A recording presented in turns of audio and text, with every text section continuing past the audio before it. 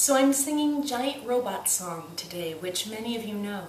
But I've never sung it before on this project, so it still counts, and I'm singing it today because this week we released the pre-order of Mink Car Cover, which is an album that several musicians, most of whom you will know because they are awesome, several musicians and I are putting together. We are covering They Might Be Giants' album Mink Car to benefit the FDNY Foundation. There's more information in a link down here. If you're on my website, there's a huge old banner up there. And if you're not, you can always create a new tab and type Mink Car Cover into the search engine, but don't watch it yet because you're watching me now. You watch it later when we're done. But this song is called Giant Robot Song, and it's based on a true story. Back in summer camp, on the first day they sat us in the picnic yard, and they told us that fine arts camp was very hard, and that all of us would have to practice very hard, and they told us if we wanted to get work someday, we couldn't play or pop music or anime, because those things weren't important in the real world. You know, the fine arts camp is all about the real world. And I'll never forget, they took this one kid's drawing of a giant robot, and they told him to stop wasting his time, get in line, focus on perspective. And we practiced hard, and yet we met in secret to perform the Final Fantasy opera. We knew they said we were wasting our time.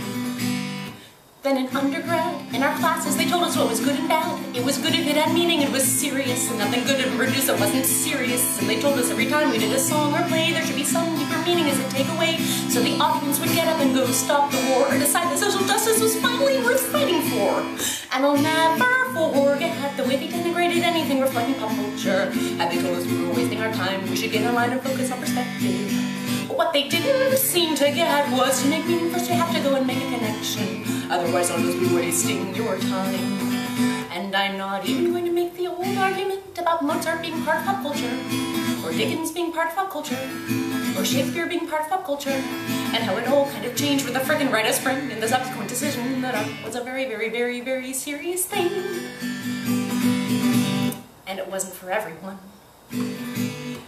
It was cultural broccoli.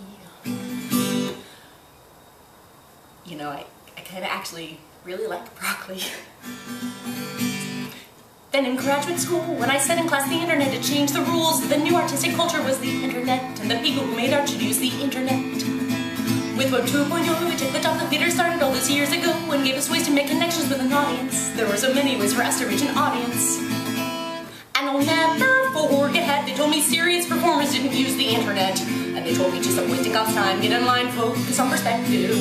And my assignment for next class was to restage a restoration play in 1960. And I knew that I was wasting my time. We should have been making things from the start. We didn't have to stop drawing those giant robots. We should be using all our time to connect the lines and focus on creation. And sure, not all of it will be art. But what's important is that you make the connection. Otherwise you'll just be wasting your time. So here's to the kid who got his giant robot drawing torn up on the first day of Fine Arts Camp. I hope you kept drawing.